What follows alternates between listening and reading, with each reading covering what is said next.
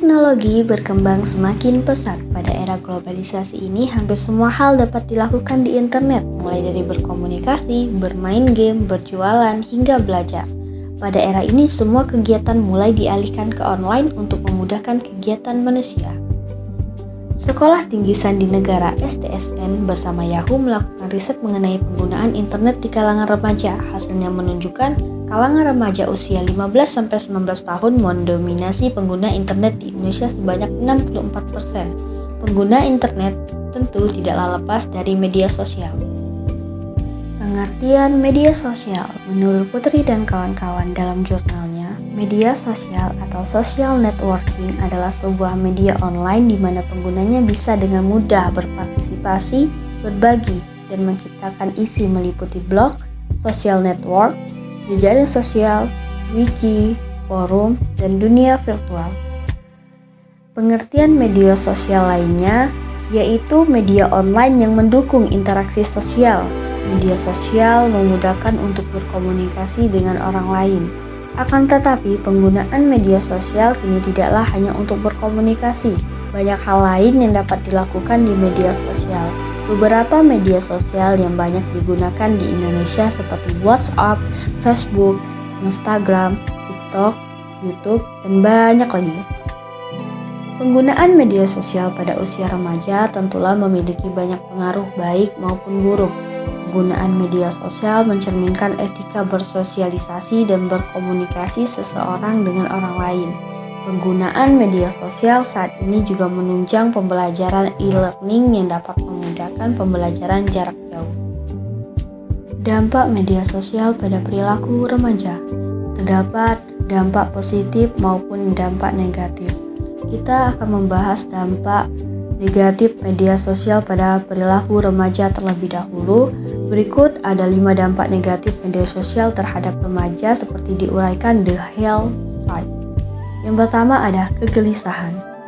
Sebagian besar remaja mengalami tekanan untuk menulis sesuatu yang sempurna, mengunggah gambar terbaik, dan langsung membalas ketika ada pesan di media sosial. Selain itu, tak sedikit remaja yang mendapatkan komentar negatif dengan dirinya di media sosial. Hal ini membuat mereka mengalami kecemasan dan kegelisahan. Yang kedua, kurang tidur.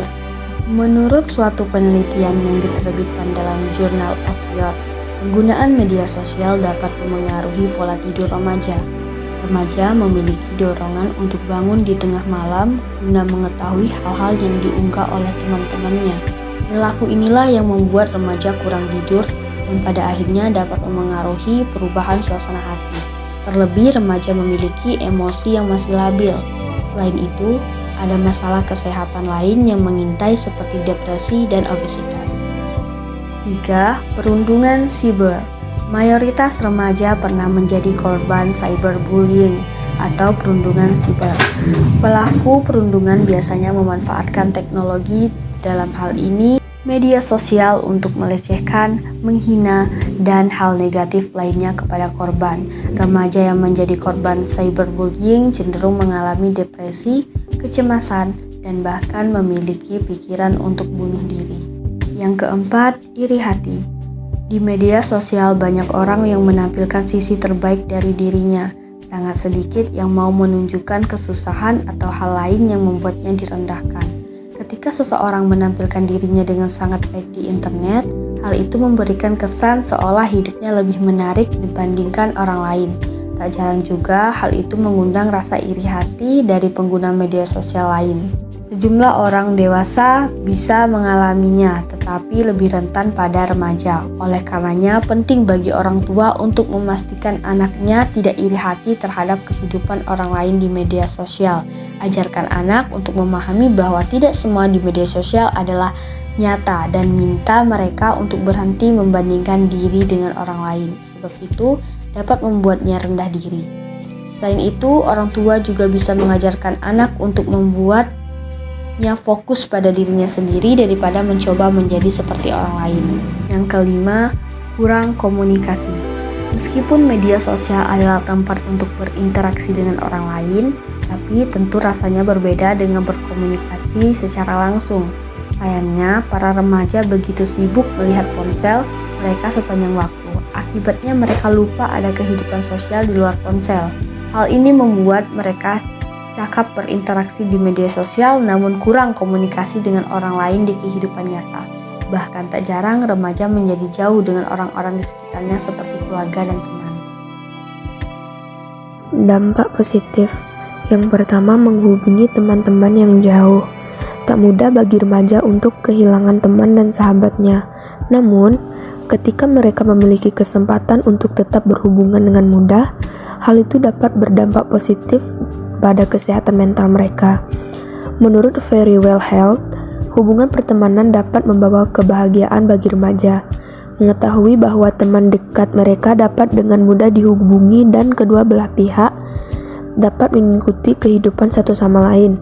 Berarti persahabatan tidak harus berakhir ketika terjadi perpindahan jarak jauh. Yang kedua, menjadi tempat untuk mengekspresi diri. Remaja memiliki banyak emosi yang perlu mereka ekspresikan dengan cara yang aman di media sosial.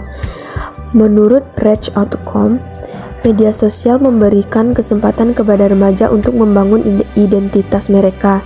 Ini adalah cara untuk mengungkapkan apa yang penting bagi mereka dan menemukan orang lain yang satu pemikiran. Dengan begitu, remaja dapat memperluas lingkaran pertemanan mereka. Remaja yang merasa sulit untuk mengungkapkan perasaannya secara pribadi, media sosial dapat menjadi tempat curhat tanpa merasa dihakimi dan tahu bahwa ada orang di balik layar yang mendukung mereka.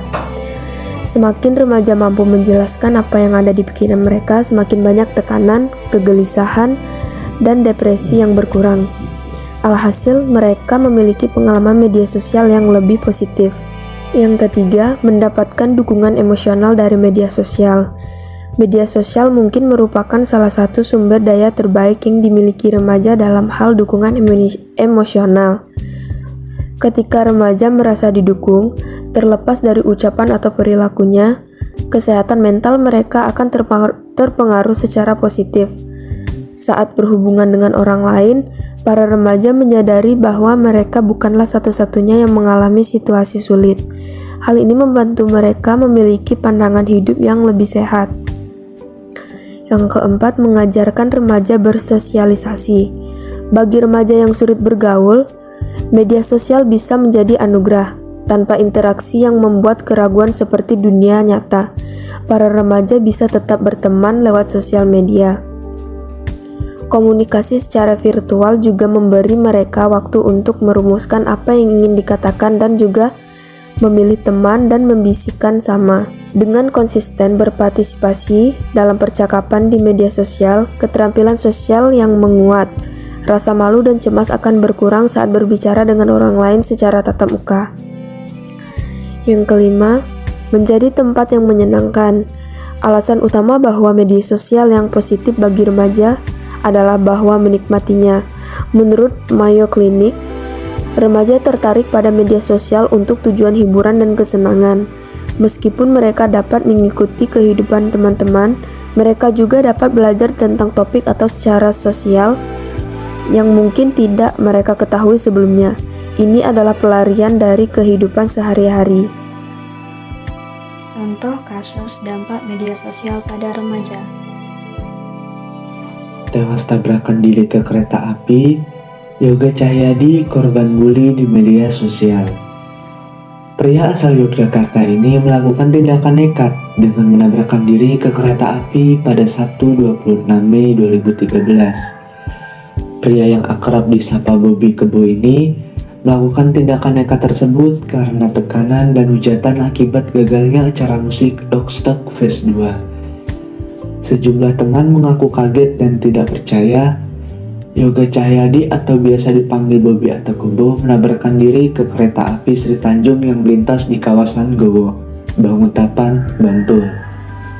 Ada dugaan Yoga jadi korban bully di media sosial terkait acara musik yang gagal digelar. Sebelum meninggal, Bobby sendiri adalah promotor event Lockstock Phase 2 yang digelar di Stadion Maguwo Harjo Sleman. Rencananya event yang merupakan kelanjutan acara Lockstock Phase 1 yang digelar tahun 2009 lalu. Acara itu bertujuan untuk menampilkan banyak grup band lokal Yogyakarta dan sekitarnya, atau grup-grup indie. Rencananya, acara digelar selama 2 hari pada tanggal 25 sampai 26 Mei 2013, dengan materi panggung musik dan berbagai stand yang berkaitan dengan dunia musik dan anak muda. Namun, acara akhirnya hanya berlangsung selama 1 hari saja, yakni tanggal 25 Mei hingga malam hari. Acara yang berlangsung tanpa sponsor itu tetap berjalan dengan mengandalkan penjualan tiket. Saat acara berlangsung, sejak Sabtu sore sekitar pukul 15.30 waktu Indonesia Barat, wilayah Yogyakarta dan sekitarnya diguyur hujan deras tanpa henti hingga malam hari. Penonton yang datang pun jauh dari perkiraan panitia, padahal panitia menargetkan 5.000 penonton. Namun, yang datang jauh dari jumlah yang ditargetkan. Kekisruhan atau kekecewaan beberapa peserta mulai muncul ketika ada sejumlah pengisi acara yang batal tampil dan permasalahan fee atau kontrak. Kekecewaan beberapa peserta itu kemudian ditumpahkan di jaringan media sosial. Bobby menjadi bahan caci maki oleh beberapa orang di media sosial tersebut. Tanggapan terhadap kasus. Banyak sekali dampak yang ditimbulkan dari media sosial. Salah satu dampak negatifnya yaitu cyberbullying. Cyberbullying bukanlah hal yang dapat dianggap remeh. Cyberbullying tentu sangat mempengaruhi perubahan perilaku seseorang hingga terganggu kesehatan mental sampai akhirnya memutuskan untuk bunuh diri. Seperti pada kasus yang dialami oleh Yoga Cahyadi. Kasus tersebut merupakan bukti bahwa begitu besarnya dampak yang dapat ditimbulkan dari cyberbullying. Namun, hal itu bukanlah solusi dan tidak dibenarkan bagi seseorang untuk mengakhiri hidupnya begitu saja. Di sini, peran orang tua dan teman terdekat sangat dibutuhkan.